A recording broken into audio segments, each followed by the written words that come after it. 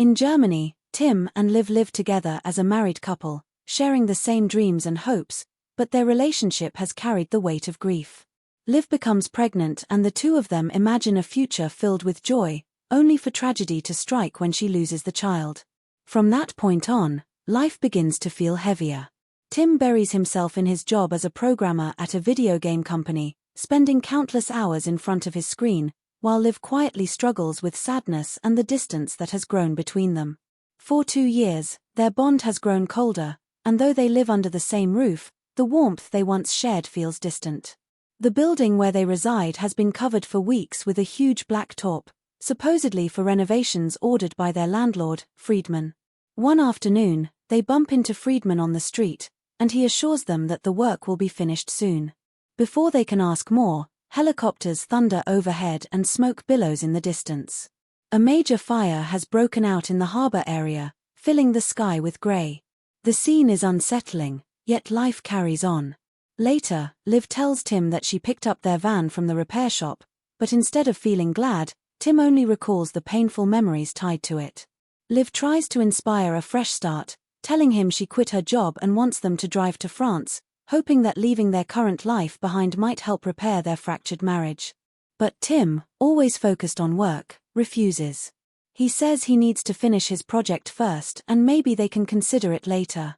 Their conversation is cut short when Tim gets another call from the office, which only deepens Liv's frustration.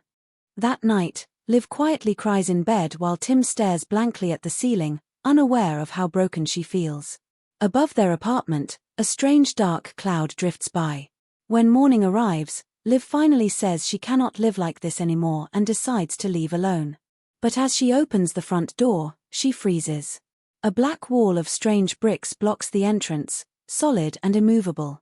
Shocked, she calls for Tim, and together they test it. Tim checks the doorbell camera, only to see a dead screen. They rush to the windows, hoping to escape through them, but every one of them is sealed by the same ominous bricks. They try calling Friedman, but their phones have no signal. Even the Wi-Fi has vanished. Tim desperately shouts for help and hurls his body against the wall, but it doesn't budge. While searching for a phone signal, Tim notices the screen glitching when near the bricks. Curious, he moves closer, watching as the phone flickers strangely. They try to drill through, but the tool cannot even scratch the surface. Testing it on the apartment's regular walls shows the drill works fine, meaning the strange black bricks are forming a second layer that encloses them completely. As they panic, faint sounds echo from the wall they share with the neighboring apartment. Using the drill, Liv manages to break a small hole, enough to peek through and see Marvin and Anna, another couple, equally trapped. They too have no signal and are just as confused. Anna breaks down, convinced they will all die in this prison. Then Tim tries the kitchen sink, only to find that the water has been cut off as well. Frustrated, he insists they must try every possibility, like in the video games he works on, but this makes Liv lose patience. She reminds him this isn't a game, and they should have left when she asked. Their argument escalates until she storms off, leaving Tim furious. In anger, he throws his phone at the wall. A piece of the device lodges itself into the bricks, only to snap back in place instantly, as if drawn by magnetism.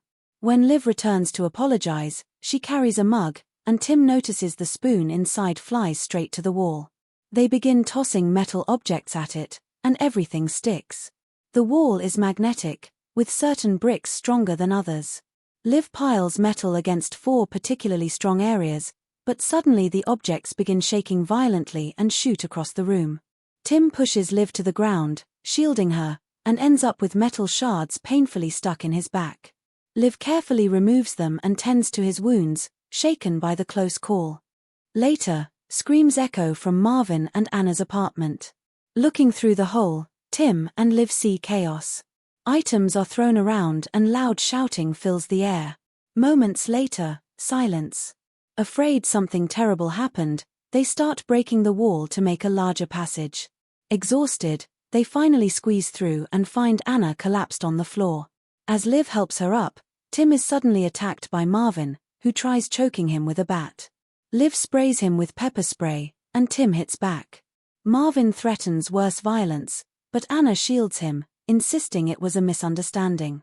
She explains she accidentally hit him during her panic, and Marvin overreacted because of the heavy medication he took. Though still wary, Tim ties Marvin's hands until he calms down. Searching their apartment, Tim discovers a locked no-entry door. He forces it open, only to be distracted by flickering lights while, for a brief second, the black bricks glow faintly. Liv joins him, and together they find digital cameras and an axe. When Tim tests the axe against the wall, it shatters without leaving a mark. Marvin eventually wakes, confused and apologetic, and Anna forgives him. The tension eases slightly. Liv then sketches their building on the wall, reasoning that, given its age, it must have an old bomb shelter in the basement connected to the subway tunnels. The only path is down. Tim breaks the floor, relieved to see the black bricks don't cover it. They lower him with sheets tied together, and in the basement he encounters Oswald, an elderly man pointing a gun at him. Tim tries to explain he isn't a threat, but Oswald remains suspicious until his granddaughter Lee intervenes. She insists they cooperate, or they'll all die. The others descend too, and Lee provides a ladder to keep moving. They cut Marvin loose, though Oswald doubts his trustworthiness. Marvin begins breaking through the next floor while Lee complains her phone won't send messages. She confesses she fought with her girlfriend last night and now regrets sending her away. She also reveals she saw the black wall forming at 4 a.m. Tim grows suspicious of the smoke detector, opens it, and discovers a hidden camera. Oswald is shocked, saying Friedman had arranged the installation. Checking another detector confirms it. They've been spied on. Liv recalls that Friedman lives next door, so they break into his place.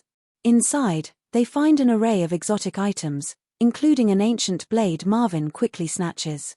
Searching further, they discover Friedman's lifeless body with both arms missing, suggesting the wall consumed him. Liv panics, barely able to breathe, until Tim comforts her. Among Friedman's belongings, they find photos of the black bricks. The group returns to continue digging, but suddenly the floor gives way, and they fall into another apartment. Injured but alive, they encounter Yuri, who claims to be a friend of a tenant named Anton.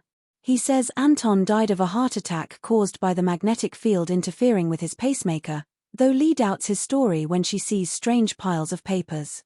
Yuri insists the walls are for protection, set up by the deep state, and urges them to stay. The others ignore him and keep breaking through. Reaching the basement, they find an old sealed door marked as leading to shelters, but once opened, it too is blocked by the black wall. Marvin loses control, hammering at it with rage. Tim restrains him, and Oswald threatens him with the gun until he stops.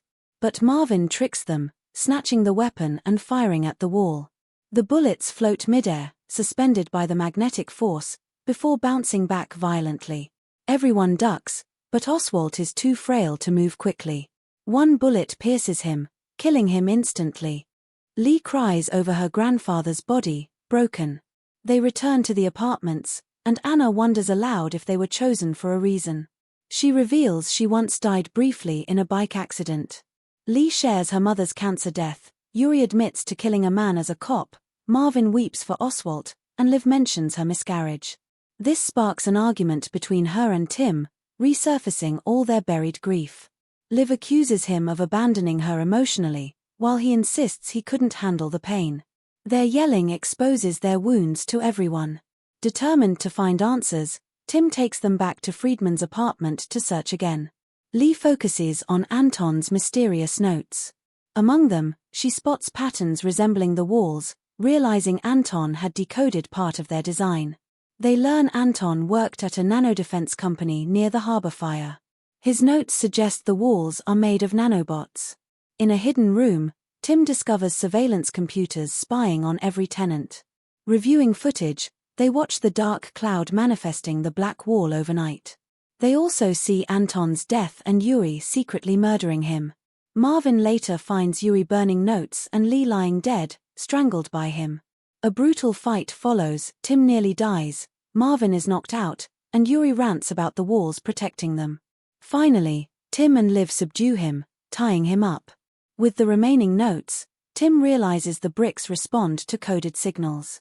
They discover Anton had built an app that scanned the walls, revealing hidden QR codes at 4 specific points. Tim recreates the program and tests it, pressing the sequence. The bricks turn liquid. Anna, curious, touches the shifting wall, but it traps her.